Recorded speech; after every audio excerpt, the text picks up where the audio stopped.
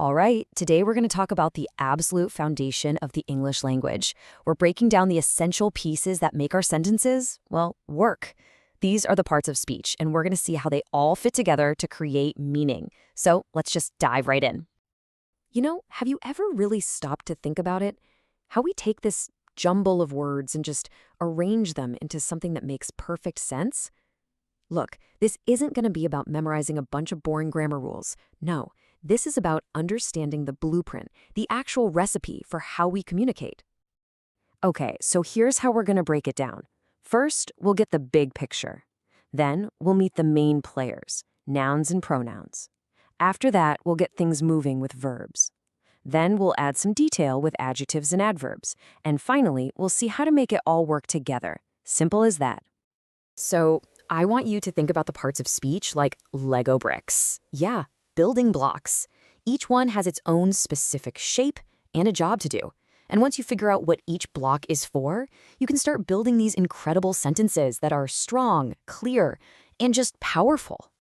And really, that's the whole point, isn't it? Getting a handle on these things, it's the key to expressing yourself with way more clarity and confidence.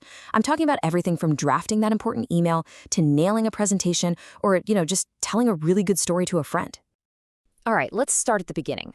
The absolute foundation of any sentence. We need to know who or what we're even talking about, right?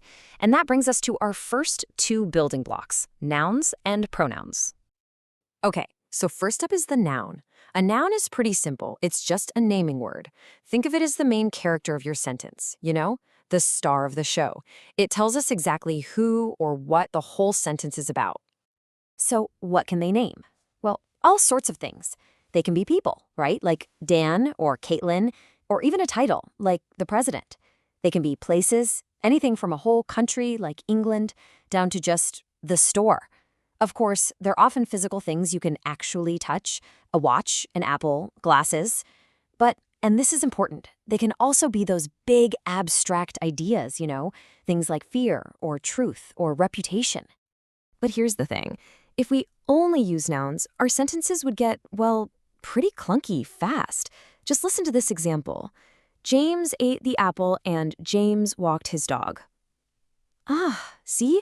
Hearing James, James, James over and over again, it's just tedious and it totally kills the flow. And that is exactly where our next building block comes in to save the day, the pronoun. You can think of a pronoun as a stand-in, like an understudy in a play.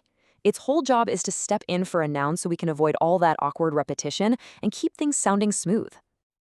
And look at the difference it makes. It's immediate. Instead of that clumsy, James walked his dog, we get the much smoother, and he walked his dog. Or instead of saying Mark went to look for the ball, we just swap in he went to look for it. See? It's so much cleaner, way more efficient. That's the power of the pronoun, right there. Okay, so we've got our subject, our noun, but a noun just sitting there on its own, it's pretty boring, right? It's static. We need something to give it some action, to get things moving. And that, my friends, is the job of the verb. The verb is the engine of the sentence. It's the powerhouse. It either shows what the noun is actually doing, or it just expresses a state of being, what it is. And listen, this part is absolutely crucial. Every single complete sentence in English has to have a verb. No verb, no sentence. Period. So verbs basically come in three flavors. First, you've got your action verbs. These are the obvious ones, like run, talk, deliver. Then you have linking verbs, like is or were. These guys just connect the subject to a description, like in he is tired. Finally, there are helping verbs, words like will or have. They help the main verb show when something is happening, like in she will be leaving soon. Okay, so now we have our basic structure, right? A noun doing something thanks to a verb. But that can be a little plain. What if we want to add more detail, some descriptive flavor? That's where adjectives and adverbs come in. They help us paint a much richer picture. So let's talk adjectives first. An adjective has one job, and one job only, to describe a noun or a pronoun.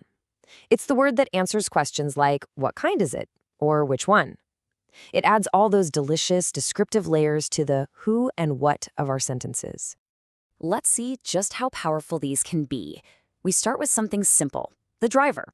Okay, kind of boring. Now let's add an adjective. The nervous driver. Whoa, okay, now we're getting somewhere. You can feel that, right? Let's add one more.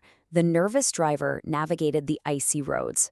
And boom, just like that, we have a whole scene packed with tension and detail. And all it took was 2 little descriptive words. All right, next up, adverbs. Now, here's a super simple way to think about it. If adjectives describe the things in a sentence, adverbs describe the action. They're the words that tell us how, when, where, or even why something is happening. They add that next layer of precision to what's going on. Just check out this comparison.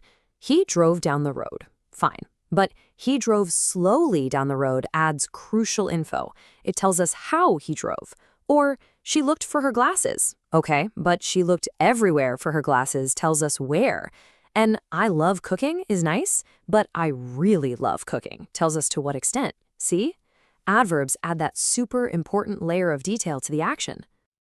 So there you have it. We've met all the main players. Now let's just pull back for a second and put it all together. Let's review how all these little building blocks work together to create this amazing system. Okay, here's the quick and dirty summary to lock it all in. A noun, it names a person, place, or thing. A pronoun, it jumps in to replace the noun. The verb, that's your action word. The adjective describes the noun, and the adverb describes the action. Every single piece has its own clear, essential job to do. And the big takeaway here is that this is not about memorizing grammar just for the sake of it. When you really, truly understand the job that each of these words is doing, you gain control. You get to build sentences that say exactly what you mean, and you can do it in a way that's clearer, more engaging, and way more powerful. So now you've got the tools. You have the blueprint for building with language. The only question left is, what are you going to build?